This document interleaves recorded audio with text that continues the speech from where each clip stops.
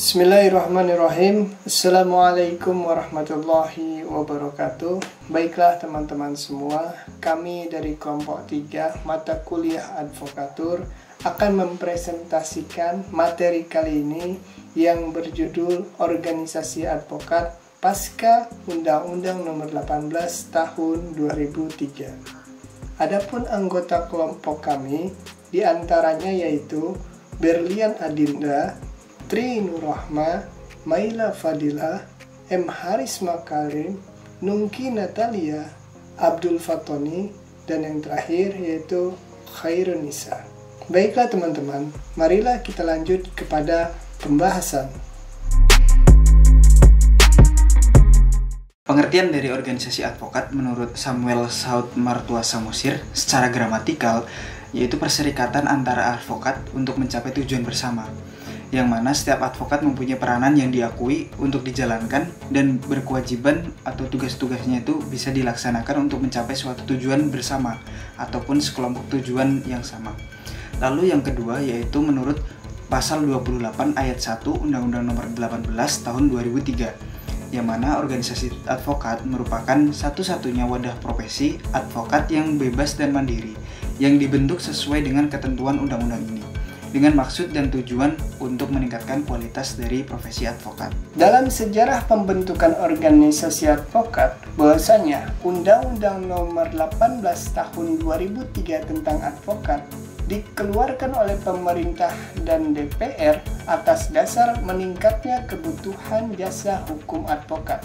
Dalam pembentukan organisasi advokat di Indonesia, ternyata menimbulkan polemik mengenai organisasi advokat yang mana yang diakui keberadaannya oleh undang-undang tersebut. Sebagaimana diketahui, permasalahan yang terus berkepanjangan berkaitan dengan hal tersebut adalah mengenai terbentuknya organisasi advokat Perhimpunan Advokat Indonesia atau yang sering dikenal dengan PERADI, dan organisasi advokat Kongres Advokat Indonesia atau KAI. Undang-Undang Nomor 18 Tahun 2003 tentang advokat ini telah berulang kali diuji material di Mahkamah Konstitusi yang tidak terlepas selalu berkaitan dengan masalah pembentukan organisasi advokat itu sendiri. Maka, upaya negara adalah turut aktif dalam setiap kegiatan masyarakat, yang mana hal ini adalah salah satu bentuk pertanggungjawaban negara untuk mencapai kesejahteraan bersama. Maka pemerintahlah yang seharusnya ikut andil dalam upaya penyelesaian masalah pembentukan lembaga khusus dalam profesi advokat yang mempunyai 8 fungsi sebagaimana dimaksud dalam Undang-Undang Advokat. Baik, yang selanjutnya yaitu terkait dengan peran organisasi advokat. Di sini terdapat 3 peran penting dari organisasi advokat ini. Yang pertama yaitu sebagai pembaruan hukum. Karena advokat sebagai sebuah profesi yang terbilang terhormat, yaitu yang dapat mengakomodir semua kepentingan yang bersifat global tanpa menghilangkan kepentingan lokal. Peran semacam ini penting karena pada akhirnya pembaruan hukum itu harus bertujuan untuk memberikan kesejahteraan kepada masyarakat luas. Lalu peran penting yang kedua yaitu sebagai penegak hukum. Karena sesuai dengan pasal 5 ayat 1 Undang-Undang Nomor 18 Tahun 2003, yang mana dikatakan untuk mewujudkan keadilan dan juga hak asasi manusia. Itu adalah salah satu peran dari advokat. Lalu yang ketiga peran yang penting juga yaitu untuk meningkatkan kualitas dari advokat.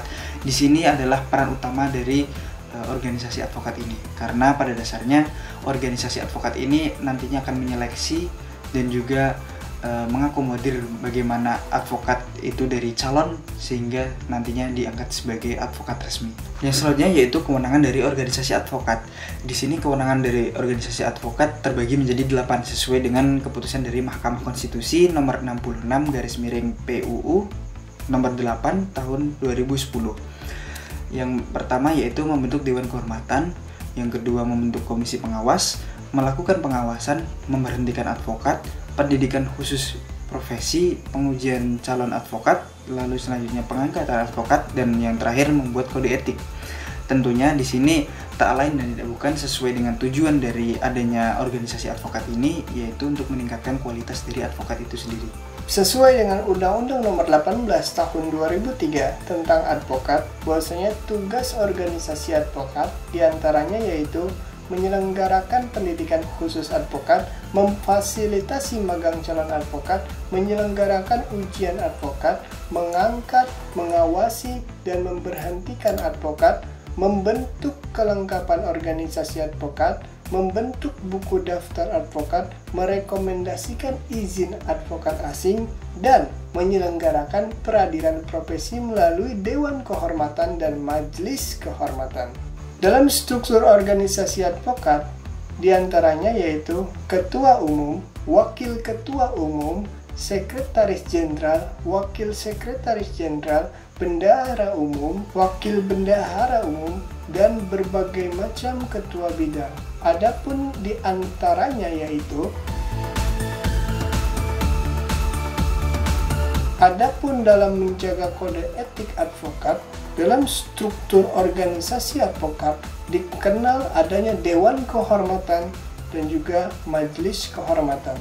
Baiklah teman-teman, mungkin cukup sekian penjelasan dari kelompok kami, dari kelompok 3, mengenai organisasi advokat pasca Undang-Undang 18 Tahun 2003 tentang advokat.